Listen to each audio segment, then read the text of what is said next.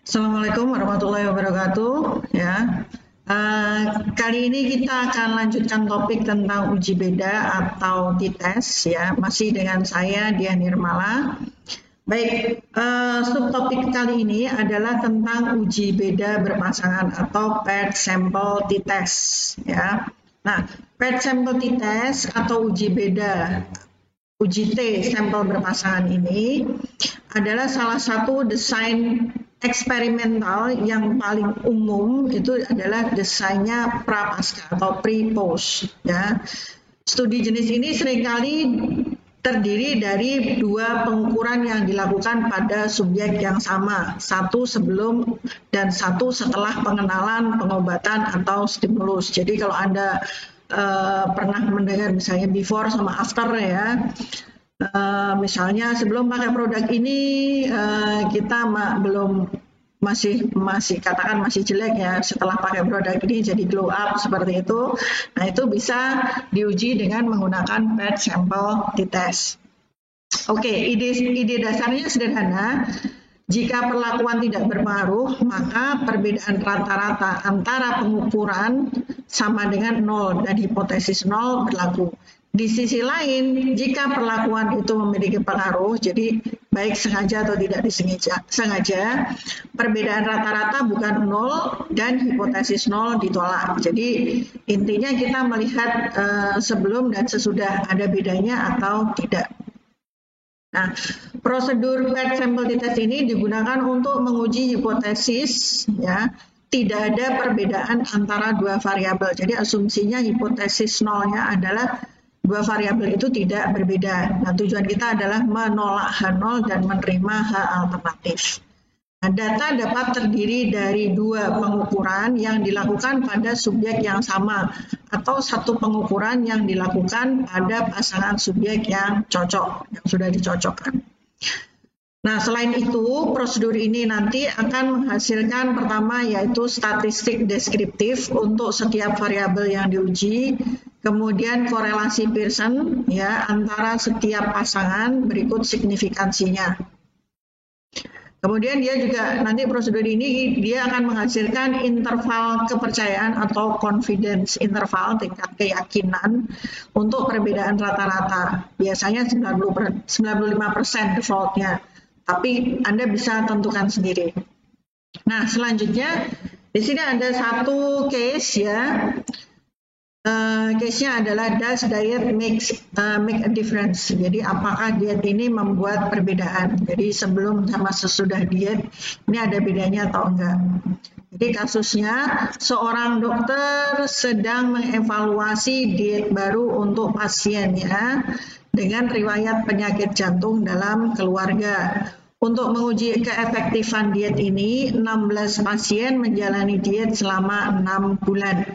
Berat dan kadar trigliseridnya diukur sebelum dan sesudah penelitian. Dan dokter ingin mengetahui apakah salah satu rangkaian pengukuran telah berubah, ada perubahan atau enggak. Nah, nanti contoh file ini kita akan menggunakan file yang namanya dietstudy.sav. Nah, kita akan menggunakan uji sampel t-test ini, ya, uji sampel berpasangan, untuk menentukan apakah ada perbedaan yang signifikan secara statistik antara bobot sebelum dan sesudah diet berikut ya, beserta kadar trigliserid dari para pasien ini. Oke, kita buka dulu filenya. Filenya sudah saya buka, ini sudah saya siapkan. Jadi ada beberapa variabel di sini, patient ID, age, gender, kemudian triglyceride 1, 2, 3, 4, kemudian weight 1, 2, 3, 4 ya. Untuk memulai analisis kita akan analyze, compare mean, paired sample t-test ya. Kita buka dulu dialog box-nya, analyze, compare means, add sample t-test, ini yang bawah ya. Oke, kita bawa di atas gini. Oke, setelah itu select triglyceride as Ya, select triglyceride and final triglyceride as the first set of batch variable. Kita akan pilih triglyceride TG0 ya. Ini dipanjangin dulu biar kelihatan. Oke, triglyceride 0. Oke, kita masukkan. Kemudian final triglyceride TG4. Kita masukkan. Setelah itu yang kedua weight 0. Kita masukkan dan weight terakhir, weight final. Oke, setelah itu kita klik OK. Ya.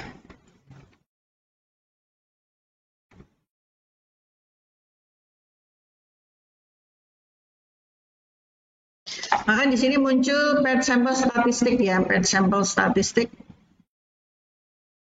Kita lihat.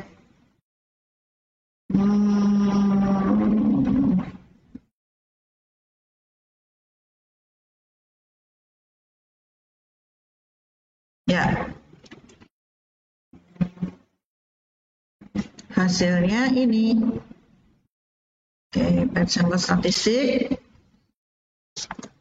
Kita bisa melihat di sini tabel deskriptif menampilkan mean, kemudian ukuran sampel, deviasi standar, dan rata error standar ya, atau standar error mean. Dari semua 16 subjek yang diteliti, kadar trigliseridnya rata-rata turun antara 14 dan 15 poin setelah 6 bulan menjalani diet baru. Ya, kita bisa lihat di sini ya, ada penurunan kan. Tadinya 138 jadi 124, yang di sini 198 jadi 190. Ya, jadi rata-rata turun 15. Antara 14-15 ya. Kemudian untuk berat badan turun sekitar 8 pon. 8 pon itu berarti berapa? 4 kilo. Ya.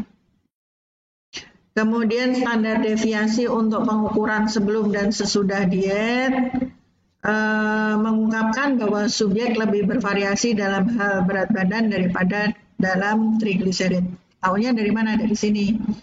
Nah, ini lebih variasi ya. Variasinya lebih tinggi dalam hal berat badan. Ini variannya lebih gede. Angkanya lebih gede. Oke, berikutnya yang Pearson correlation-nya. Ini ya, per sampel. Pearson correlation yang trigliserid pada min 0,286, korelasi antara baseline, jadi trigliserid 0 tadi, dengan kadar trigliserid 6 bulan tidak signifikan secara statistik. Level secara keseluruhan lebih rendah, tapi perubahan itu tidak konsisten di semua subjek. Ya, jadi beda-beda, ada yang bagus, ada yang enggak, ada yang turunnya signifikan, ada yang enggak ya. Beberapa menurunkan level mereka, tapi beberapa lainnya tidak mengubah atau meningkatkan level mereka. Ya. Kemudian yang berat badan ini 0,996, hampir merupakan korelasi yang sempurna. Beda dengan trigliserid tadi ya, semua subjek mengalami penurunan berat badan yang signifikan dan melakukannya cukup konsisten. Ini tahunya dari mana? Dari sini. Ini juga signifikan ya.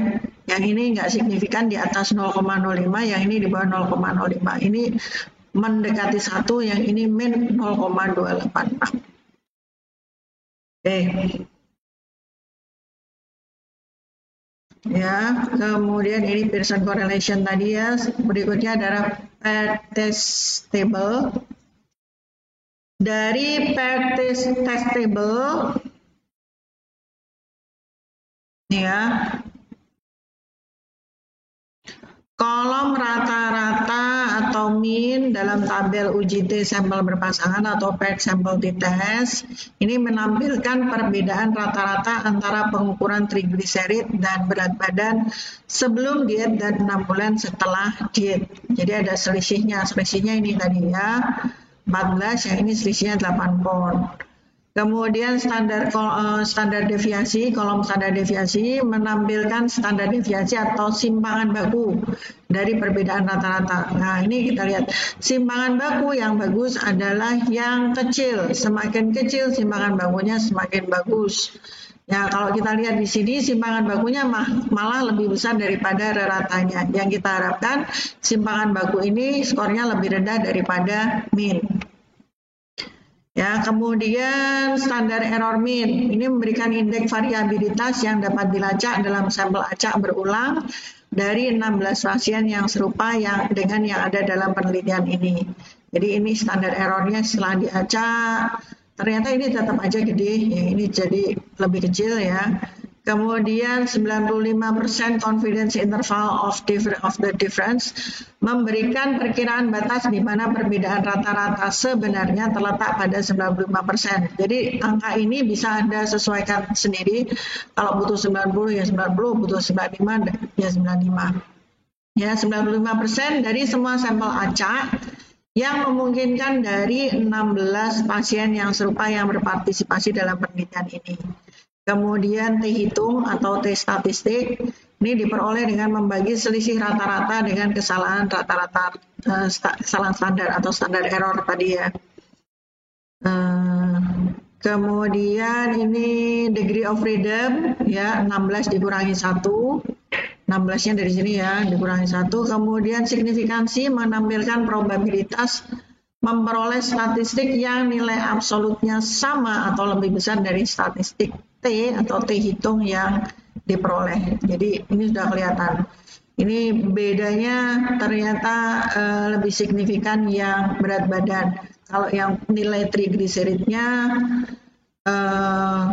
kurang signifikan ya, karena nilai signifikansi untuk perubahan berat kurang dari 0,05.